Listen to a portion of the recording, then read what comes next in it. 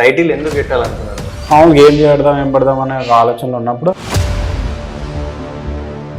మీరు ఇప్పుడు lead role చేస్తారు, అసలు ఎలా ఉండబోతుంది మీ క్యారెక్టర్? ఏంటని క్యారెక్టర్ కనుక మీకు తెలిస్తే మీ రియల్ లైఫ్ లో ఏదైనా సీన్ చేసినామని అనిపించిందా? రియల్ లైఫ్ లో లేదు, అస్సలు లేదు.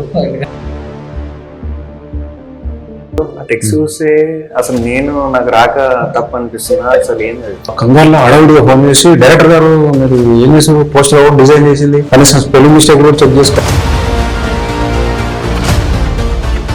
వెల్కమ్ టు న్యూస్ లైన్, నేను మీ రాజు. ఈరోజు మనతో బద్మాషులు మూవీ టీం ఉంది. ఒకసారి మూవీ గురించి అడిగి తెలుసుకుందాం. హాయ్ అన్న, నమస్కారం. హాయ్ హాయ్ నమస్కారాలు. అంటే మనకంటే పెద్దవాళ్ళని గౌరవిద్దామని. పెద్దవాళ్ళం అంటే సినిమా తీసాం అంతే, సినిమా హిట్ కొడితే ఆ పేరు వస్తే అప్పుడు నమస్కారానికి వాల్యూ ఉంటుంది. అంటే మేము సినిమా గురించి మొత్తం వెయిట్ చేస్తుంటాం కదా, ఎప్పుడు సినిమాలు చూస్తుంటాం కదా, మాకు డైరెక్టర్ కానీ అందులో నటించిన వాళ్ళంటే పెద్దనే అనిపిస్తుంది.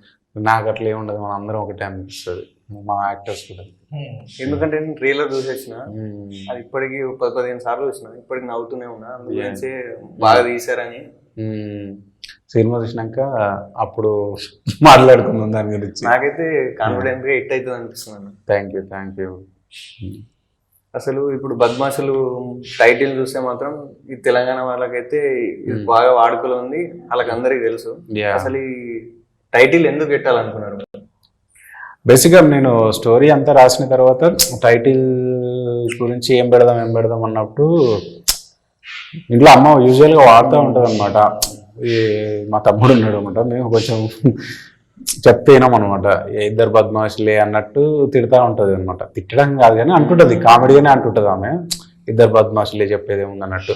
మామూలుగా ఏం పెడదాం అనే ఒక ఆలోచనలో ఉన్నప్పుడు అమ్మ ఇట్లా అనడం నేను విన్నప్పుడు అదేదో మన క్యారెక్టర్లకు యాప్ట్గా ఉందిగా పెడదాం అన్నట్టు పెట్టి మా ఫ్రెండ్స్ చెప్పాను, ఆల్రెడీ వాళ్ళ స్టోరీ చెప్పాను, ఇట్లా ఈ టైటిల్ అనుకుంటున్నారా ఎలా ఉందని అంటే యాప్ట్ ఉంది, బాగుంది, పెట్టేసేయి అని చెప్పేసి.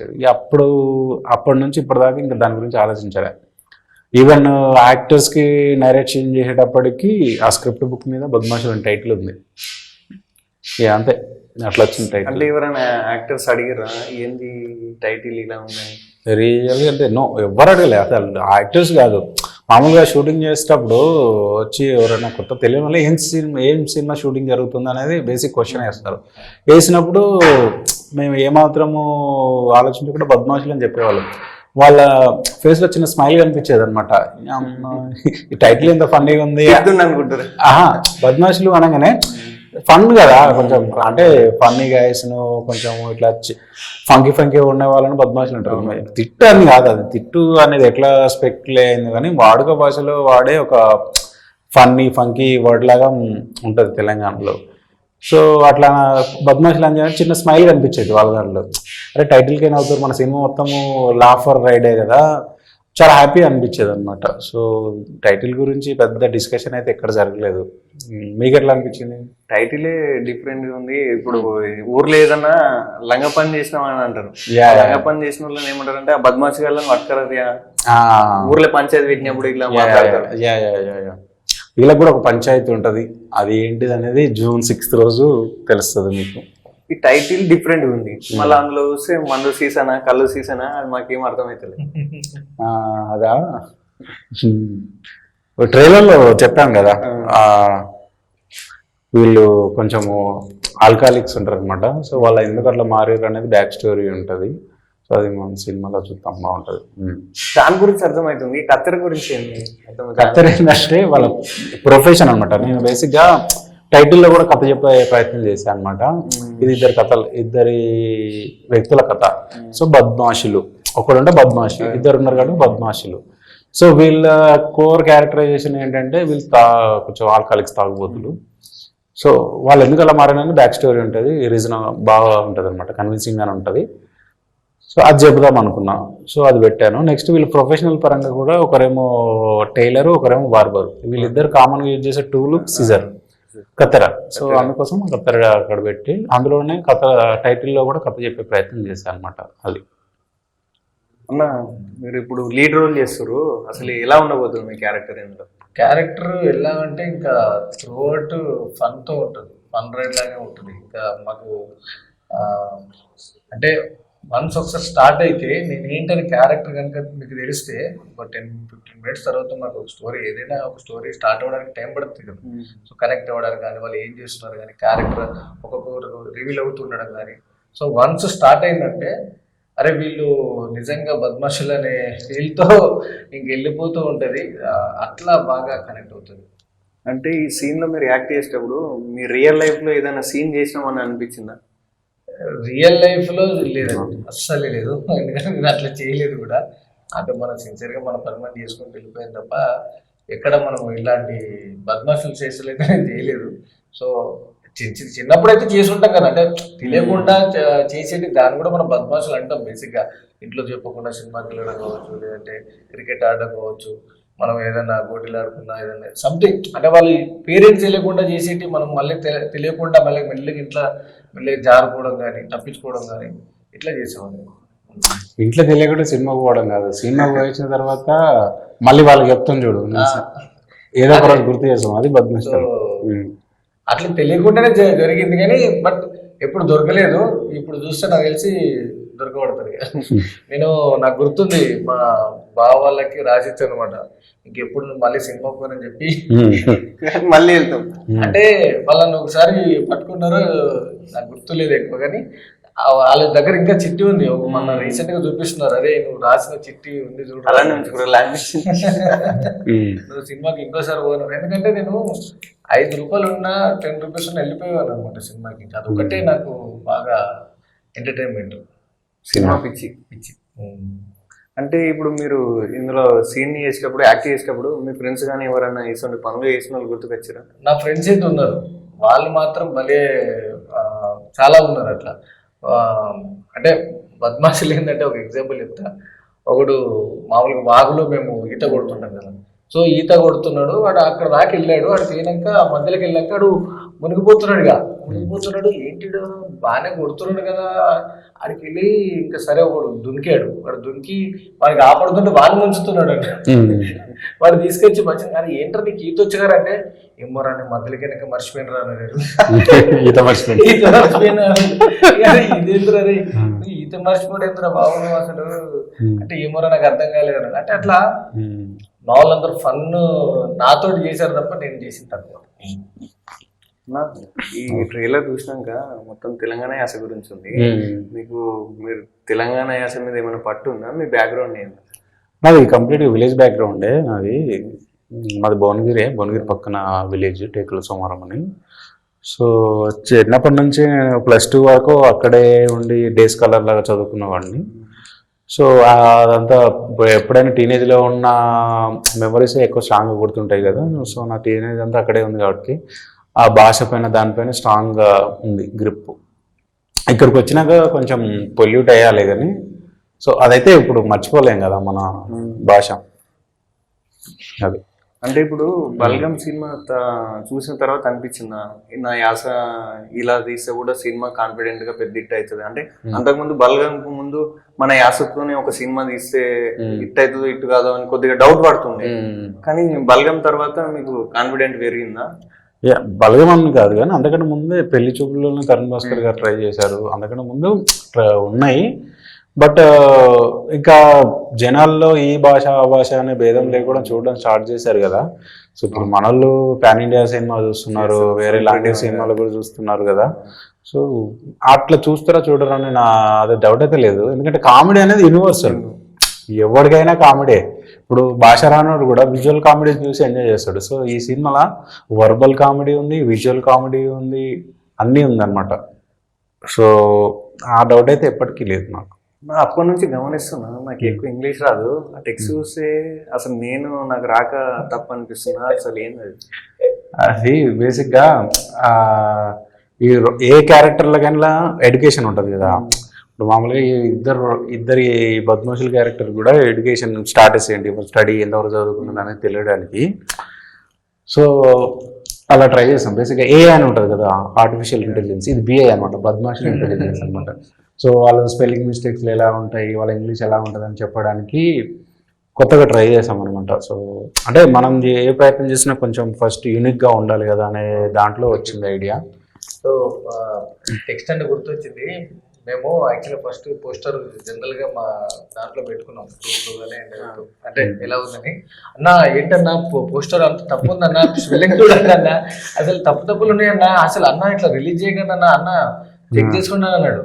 అటు సరేలే అవునా అంటే మేము కూడా కొంచెం వాడితో కాసేపు ఆడుకుందామని, అవునా అవునా అలాగా సరే నేను చెప్తలే డైరెక్టర్ గారికి అని చెప్పి పెట్టేస్తాం. ఇంకా డైరెక్ట్ గా పోస్టర్ లాంచ్ అయిపోయింది. అన్న ఏందన్నా నేను మొన్న చెప్పినా కదా పోస్టర్ తప్పులు మళ్ళీ అట్లే పెట్టారు అన్న చూసుకోండి అన్న అంటాడు గణేష్. నాకు కూడా ఫోన్ చేసాడు అనమాట. ఫోన్ చేసి ఏంటంటే మనోడు ఏదో ప్రళయం వచ్చేసినంటే అంత కంగారులో హడావిడిగా ఫోన్ చేసి, డైరెక్టర్ గారు మీరు ఏం చేశారు, పోస్టర్ కూడా డిజైన్ చేసింది, కనీసం స్పెల్లింగ్ మిస్టేక్లు కూడా చెక్ చేసుకోవాలంటే ఏమైంది గణేష్ ఏంటంటే అలా అన్ని స్పెల్లింగ్ మిస్టేక్లే ఉన్నాయి, చూసుకోరా మీరైనా చూసుకోవాలి కదా, ఏంటి మీరు అంత బిజీగా ఉంటే రిలీజ్ చేసేస్తారా మాట్లాడుతున్నాను అనమాట. మనోడు ఏంటంటే ఇంటెన్షన్ అరే రాంగ్ ఉందేమో అని. నేను ఆయన కూడా అవునా గణేష్ ఒకసారి చెప్పలే, కావాలని చేసింది కానీ అవునా గణేష్ ఒకసారి నేను వాడిని పోస్టర్ డిజైనర్తో చెక్ చేపిస్తా చేద్దాంలే అది అని. తర్వాత మనోడికి నేనైతే చెప్పలేదు, మరి ఆయనకు అర్థమైంది అర్థం కాలేదు తెలియదు. నేను చెప్పలేదు, తర్వాత అర్థమైనట్టుంది. తర్వాత అర్థం, ఎందుకంటే 10 పోస్టర్లు అదే వస్తుంది కదా. అది కొంచెం ఫస్ట్ లుక్ పోస్టర్ అది లాంచ్ చేసాం, చాలా అటెన్షన్ వచ్చింది దాని నుంచి, ఇండస్ట్రీ నుంచి కానీ అది కానీ చాలా రెస్పాన్స్ వచ్చింది. బేసిక్గా పైన ఒకటి వేసాము, fun jumping FFAN fun jumping start soon అని పెట్టామన్నమాట. అక్కడ నుంచి వచ్చింది అటెన్షన్. ఇది ఫన్ అంటే స్పెల్లింగ్ ఇది కాదు కానీ అక్కడ నుంచి వచ్చి కింది వరకు చూస్తే అందరు పెద్ద పెద్ద డైరెక్టర్స్ దగ్గర నుంచి, యాక్టర్స్ దగ్గర నుంచి, మేకర్స్ దగ్గర నుంచి రికగ్నిషన్ వచ్చింది. మాకు మెసేజ్ చేయడము, తెలిసిన వాళ్ళు ఉంటే కాల్ చేసి చెప్పడము, విష్ చేయడం, హ్యాపీ అనిపించింది. పోస్టర్ గురించి కూడా ఇప్పుడు బేసిక్ గా ఎవరైనా దొంగలంటే సో ఏదైనా ఎత్తుకపోతారు కానీ పోలీసులు ఎత్తుకోతారు, బాకితాకి అవన్నీ లాటి ఇవన్నీ మేము ఎత్తుకుపోతుంటే ఇంటర్వ్యూలు అసలైన బద్మాషులు మీరే ఉన్నట్టున్నారు అని చాలా రెస్పాన్స్ వచ్చింది అసలు. అలాగే ఇప్పుడు మురళీధర్ గౌడ్ పాత్ర చూస్తే డీజే టిల్లు అని గుర్తుంచుకుంటారు, డీజే టిల్లు కానీ. తర్వాత వచ్చినాయని బల్గంలా కామెడీ చాలా ఎంజాయ్ చేశారు. తర్వాత సంక్రాంతికి వస్తున్నాం కామెడీ.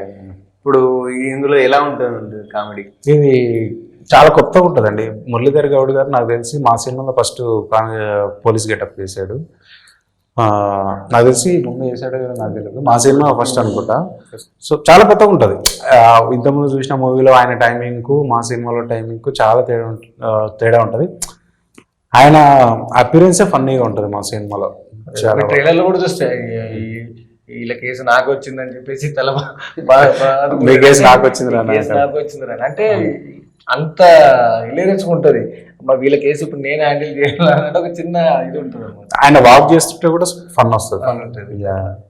ఒక్క మాట అసలు కామెడీ గురించి రాసుకోకుండా సరే ఒక మాట అంటే కామెడీ అనిపించేస్తుంది, ఎంటర్టైన్మెంట్ అవుతుంది. ఆయనకు ఆల్రెడీ అంత మార్కెట్ ఉంది, మా దాంట్లో కొంచెం కొత్తగా ఉంటుంది క్యారెక్టర్. మీ చేసిన సీన్లలో ఛాలెంజింగ్ రోల్ ఏదనిపించింది? ఛాలెంజింగ్ అంటే నాకు ప్రతి సీన్ ఛాలెంజింగ్ అండి ఇందులో. ఎందుకంటే ఏదో మనము నేను చేసిన కామెడీ ఫస్ట్ టైం కొత్తగా. ఇప్పుడు మనము రెగ్యులర్ చేసే పాత్రలు అయితే కొంచెం మన సీరియస్నెస్ అంటే కొంచెం నేను రియల్ లైఫ్లో సీరియస్గా ఎక్కువ ఉంటాను కాబట్టి సో అది చేయొచ్చు. కానీ ఇందులో ప్రతి సీను కొత్తగానే ట్రై చేసాం, కొత్తగానే నా బాడీ లాంగ్వేజ్ నేను ఇప్పుడు ఉన్నట్టుగా అసలు ఉండదు అందులో. సో బాడీ లాంగ్వేజ్తో సహా చేంజ్ చేయించాడు, అలా కాకుండా ఇలా చేయి, ఇలా కాకుండా ఇలా చేస్తే బాగుంటుందని చెప్పి. సో ఈచ్ అండ్ డైలాగ్తో పాటు బాడీ లాంగ్వేజ్తో పాటు కంప్లీట్ కామెడీని తీసుకొచ్చిండు మా డైరెక్టర్ గారు. బేసిక్గా మనం ఒక సీన్లో డైలాగులు ఉంటే డైలాగు ఉన్న ఆర్టిస్ట్కు సీన్ బ్రీఫ్ ఎక్కిస్తాం, ఇలా చేయాలి ఇలా చేయాలి, డైలాగ్ డెలివరీ ఇలా ఉండాలి అలా ఉండాలి.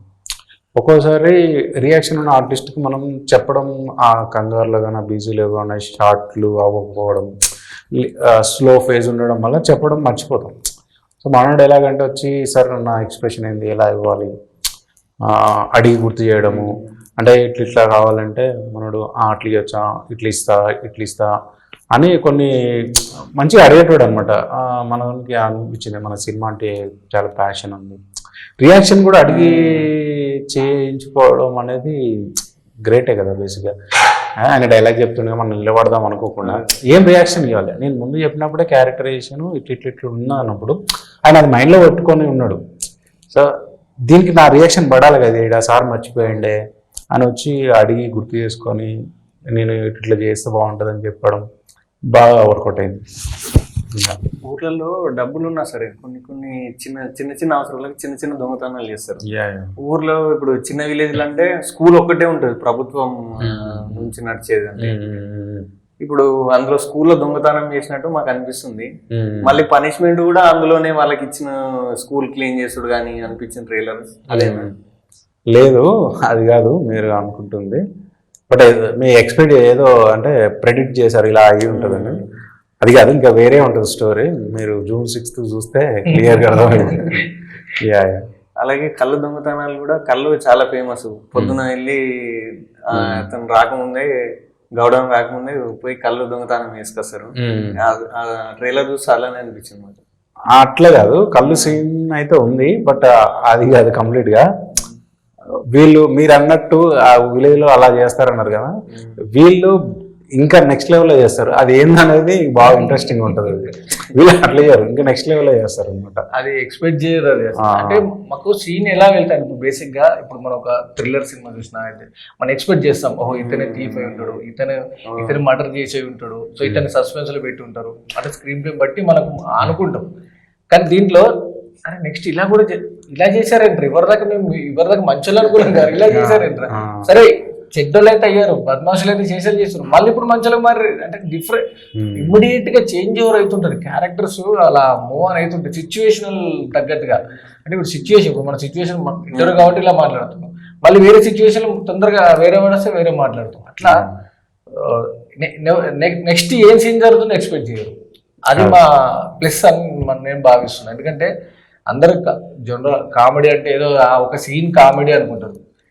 అవుట్ అండ్ అవుట్ అంటే పేర్లు, ఇప్పుడు మనం పొగ త్రాగడం నుంచి టైటిల్ పడేదాకా కామెడీ ఉంటుంది, అండ్ ఎమోషన్తో కూడా ఉంటుంది, అంటే ఎంజాయ్ చేస్తారు. That is main point.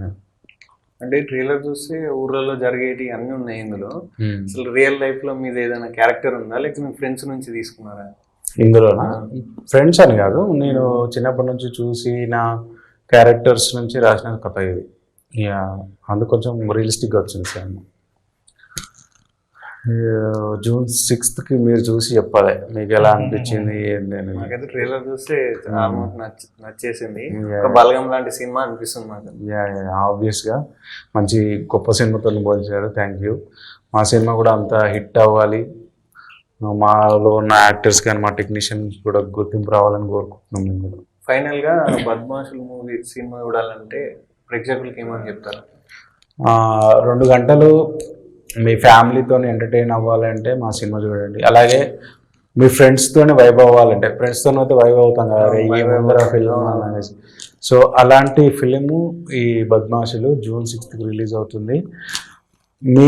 మీరు పెట్టే 150 రూపీస్ అయితే ఏమాత్రం వేస్ట్ అవ్వని మూవీ ఈ బద్మాషులు.